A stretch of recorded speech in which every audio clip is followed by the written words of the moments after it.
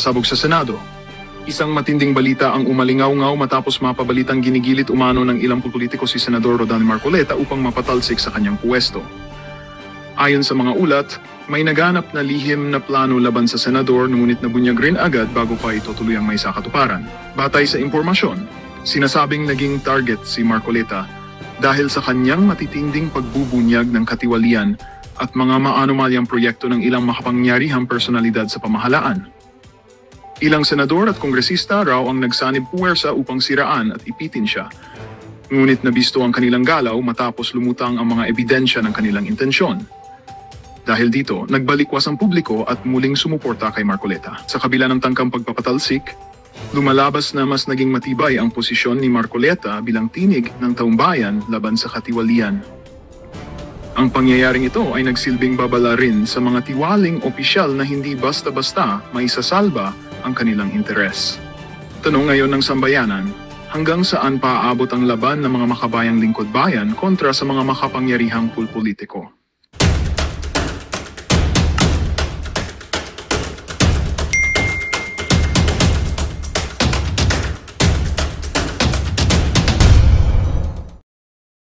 At yun nga no mga kabayan, pag-usapan nga po natin ito pong nangyaring rigodon dyan sa Senado. Matapos nga pong ma-kick out si Senator Chis Escudero bilang Senate President po. Pinalitan po siya nito ni Tito Soto na bilang SP dyan sa Senado. Mga kabayan, tinanggal po si Senator Marcoleta bilang chairman ng Blue Ribbon Committee. Alam naman po natin kung bakit, mga kabayan. Baka po ay dahil sa natumbok po niya Natumbok po niya ng kanyang komite. O sino po yung mga congressman na nasa likod po ng anomalya dyan sa flood control, mga kabayan. Marami po yung nagagalit. Marami po yung talagang mixed emotions po Pero mas marami po yung nagagalit dahil nga po sa inalis nga po si Senator Marcoleta, mga kabayan. Pero sa ating pong pagkakaalam, mga kabayan, ang nangyari po, tinabagay natunugan na po, nakaramdam na po si Senator Marcoleta na siya nga po ay papalitan. Kaya po doon po sa hearing niya, mga kabayan, nag-tell all na po. Talagang nilabas na po. Talagang kailangan matumbok na kung sino yung nasa likod ng mga flood control anomalies na yan, mga kabayan. Kasi nararamdaman na po ni Senator Marcoleta na mukhang magkakaroon po ng cover up ito Kung hindi po nabanggit po yun ngayon, mga kabayan, tapos pinalitan po siya, maniwala po kayo sa hindi, cover up po ang mangyayari dyan. Hindi na po mababanggit si Romualdez. Hindi po mababanggit dyan. Sino? Yung mga si Saldico at yung kung sino-sino pang mga congressman na nabanggit nga po.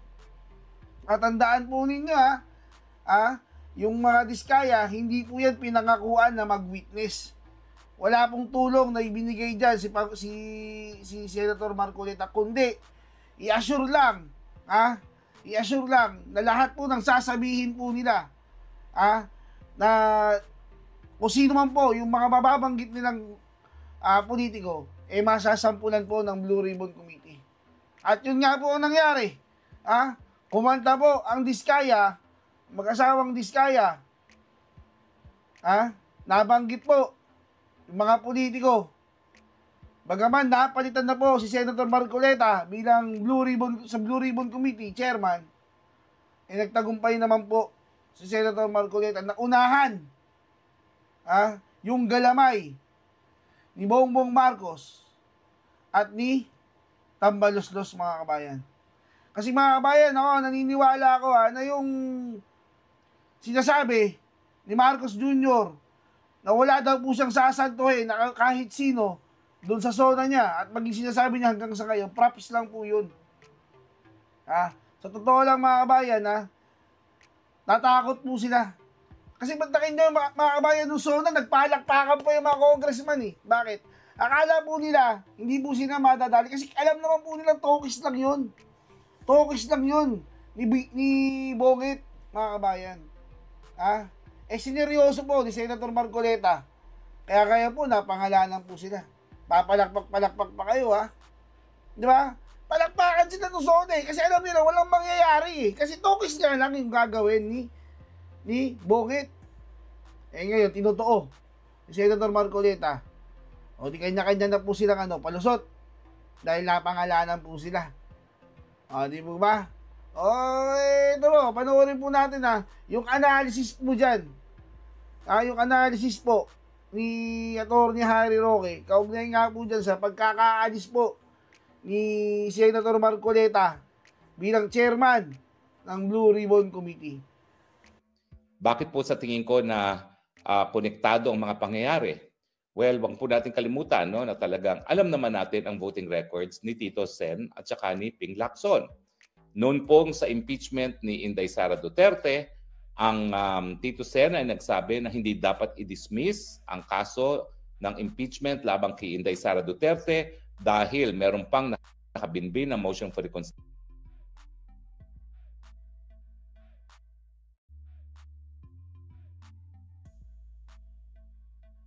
sa Korte Suprema.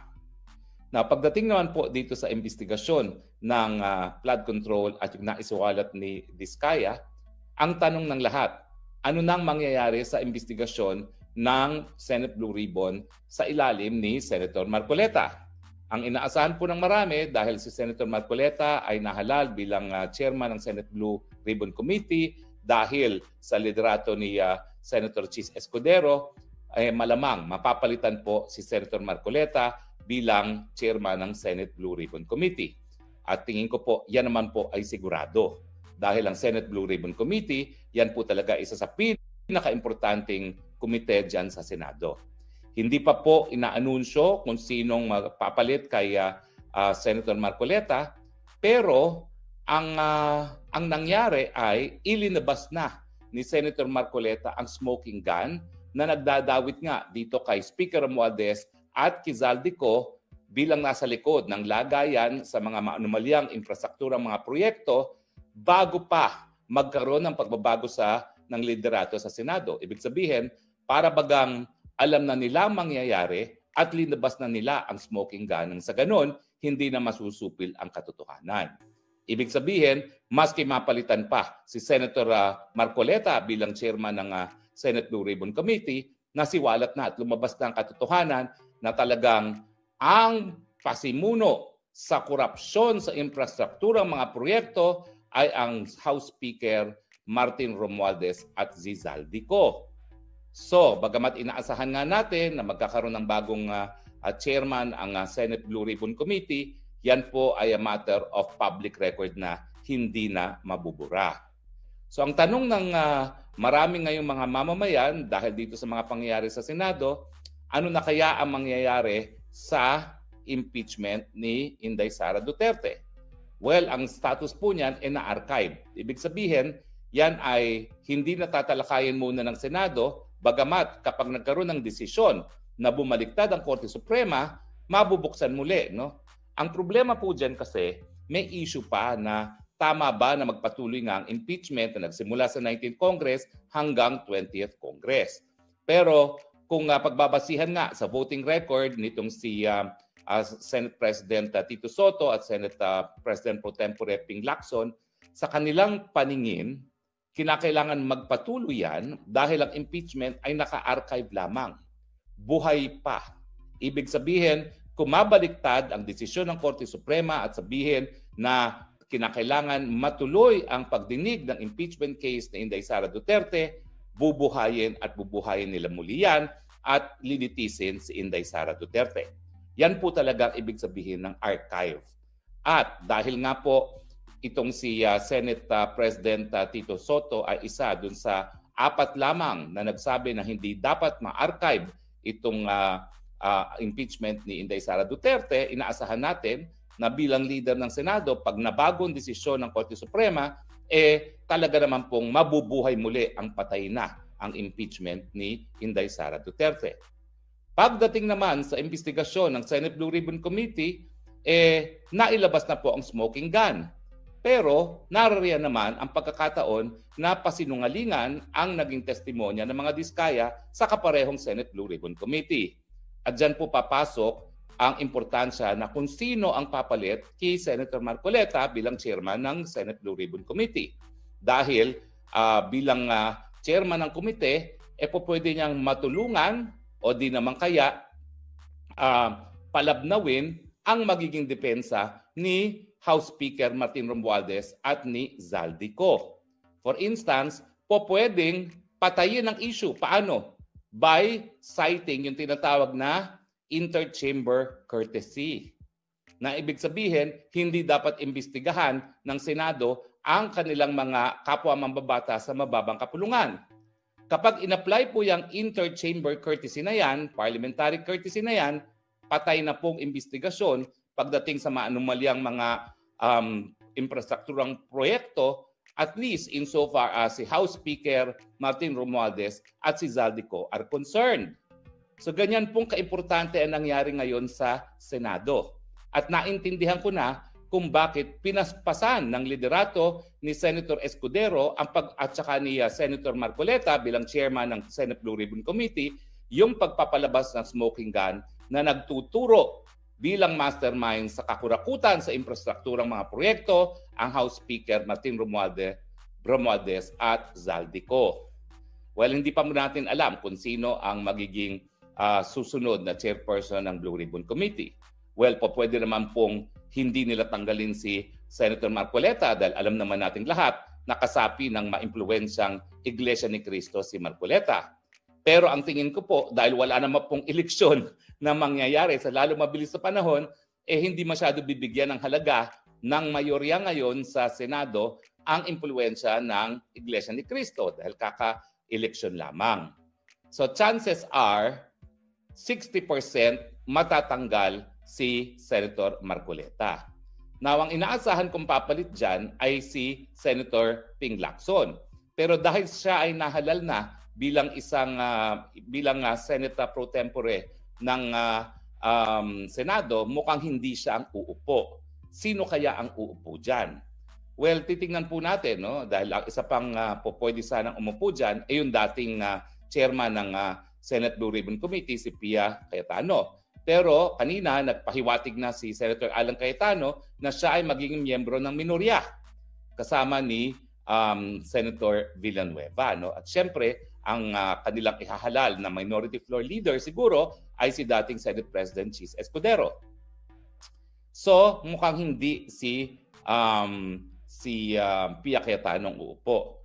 Ang mga posible rin dyan dahil ang mga major supporters ni Tito Sen ay si Senator Loren Legarda. Pero si Senator Loren Legarda naman dati nang namuno ng Finance Committee na katumbas ng Senate Committee on Appropriations ng Kamara. So posible na ang susunod na pinaka-importanteng komite matapos ang posisyon ng mayorya ng majority floor leader na si Senator Mig Zubiri ay ibigay dun sa pang-apat na miyembro ng minorya na si Senator Legarda. At ang aking paboritong Ontiveros, dahil siya ay nasa kampo rin ni Tito Sen, asahan natin na mabibigyan yan ng napaka-importanting posisyon din. In fact, ang kutob ko, baka ibigay nila kay Risa Ontiveros itong Senate Blue Ribbon Committee. At ang mangyayari po dyan, dahil alam naman natin na magkakampi ngayon ng kaliwa, ang Bangag, ang CPP-NPA, at ang mga loyalista, yan po ay katapusan na ng investigasyon dito sa maanumalyang mga flood control projects at iba't iba pang mga infrastrukturang proyekto. Bakit? Hindi nyo ba napapansin na napakatahimik nitong si Ontiveros pagdating sa ganitong issue? Tahimik! Kasi alam ko, marami rin siyang mga insertions na yung mga insertions na yan pinanggagalingan para sa suporta niya sa kanyang mga kakampi dyan sa kanyang party list group. So, yan po ang mga pangyayari.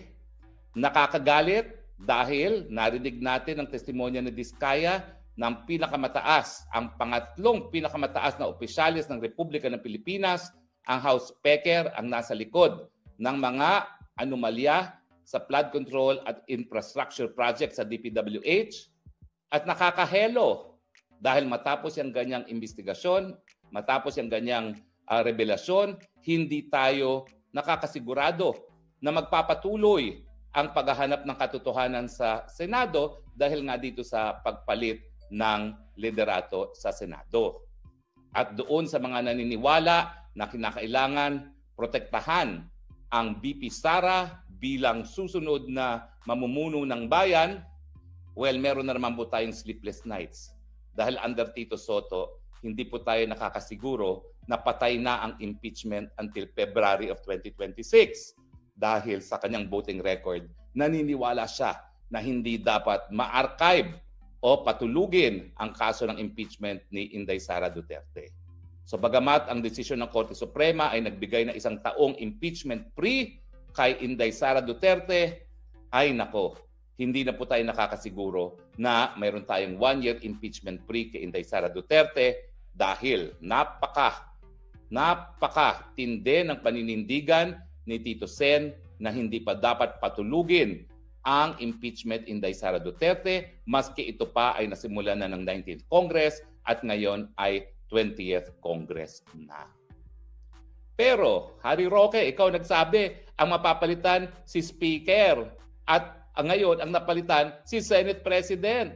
Well, alam nyo kasi, wala naman kasi akong kakilala na naging kaklase sa Senado. Of course, halos lahat yung mga senador kakilala natin. Kasama natin tumakbo bilang senador sa unit team. Ang karamihan dyan, at dati pang kakilala, gaya ni Senate President Chis Escudero, high school pa lang, kakilala ko na yan. Pero wala naman sa akin kasi nagbalita na magkakaroon ng ganitong coup. Ang aking pagkakaintindi, nagkaroon ng ganitong coup dahil di umano, doon sa testimonya ng isang kontraktor na siya ay nagbigay ng 30 million na pangampanya kay Chis Escudero na sa tingin ko nga ay isang conflict of interest. At pangalawa, yung dami ng mga insertions di umano na ginawa ni Senate President, dating Senate President Chis Escudero.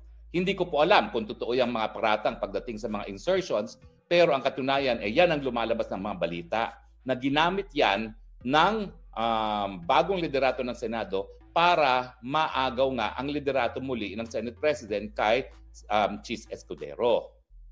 Pero ang malinaw dito, kung natanggal ang Senate President dahil yung testimonya na tumanggap siya ng pangampanya galing sa kontraktor sa kanyang probinsya at dahil sa mga insertions, bakit naman hindi matatanggal ang House Speaker na kinilala ngayon at tinuro ng mga diskaya bilang tumanggap ng suhol? Bakit ang Senate President na na binigyan ng campaign contribution ng isang kontraktor natanggal sa posisyon dahil sa lack of trust and confidence sa kanyang mga kasama sa Senado at ang House Speaker na sinabing siyang tumatanggap ng suhol ay hindi matatanggal? So I stand by what I reported to you yesterday. Dahil yan naman po ay sinabi sa akin ng aking mga dating kaklase sa 17th Congress. At pangalawa, it does not make sense na kung matatanggal ang isang Senate President dahil lamang di umano sa mga insertions na ginawa niya nung nakalipas na taon na budget, bakit mananatili sa posisyon ang isang House Speaker na positively identified by a contractor, sila mismo ang nagbigay as having received 25% of the project cost nitong mga maanumalyang infrastructure projects na ito. So sa akin, kapag hindi natanggal ang Martin Romualdez bilang House Speaker, hindi po huhupa ang galit ng taong bayan. Dahil kung mga senador tinanggal ang Senate President dahil lamang doon sa paratang na siya ay nag-insert, dapat mas lalong magalit ang mga mababata sa lower house doon sa testimonya under oath na tumanggap ng suhol ang Senate, ang kanilang House Speaker galing sa isang kontratista para nga sa mga manaumalyang proyektong ito. So ibig sabihin, hindi pa po tapos ang pagpapalit ng liderato dyan sa Kongreso dahil ako naniniwala, hindi na po makakatakas sa responsibilidad itong si Tambaluslos dahil napakahirap pong itanggi ang testimonya under oath sa Senado na siya ay tumanggap ng 25% suhol. In any case, hindi naman po itong unang-unang pagkataon na nadawit ang inyong House Speaker sa lagayan. Sa Amerika po, sa Delaware, mayroon na pong desisyon ang isang hukuman doon na tumanggap din ng suhol ang House Speaker doon nga po sa usapin ng isang casino.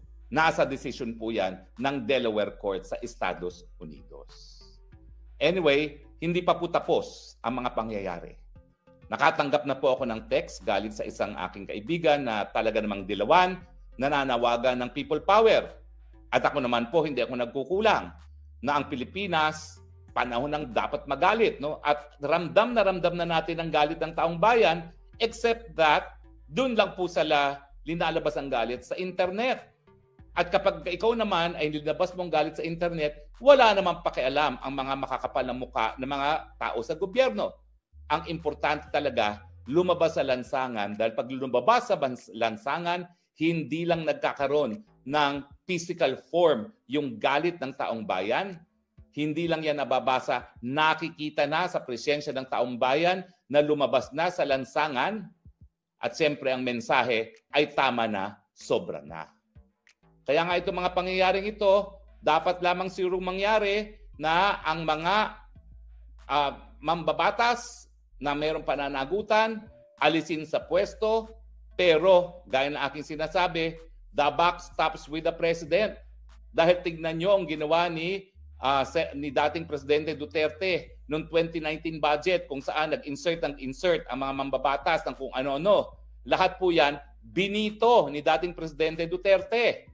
At dahil ito namang Marcos Jr. ay hindi nagbito ng mga ganyang insertions na naging na nagsimula nitong korupsyon sa mga proyektong infrastruktura, the buck stops with the president. At huwag natin kalimutan na kaya naman po nagbigay ng ganyang mga proyekto kung saan damukal na korupsyon ang nangyari sa hanay ng mga mambabatas.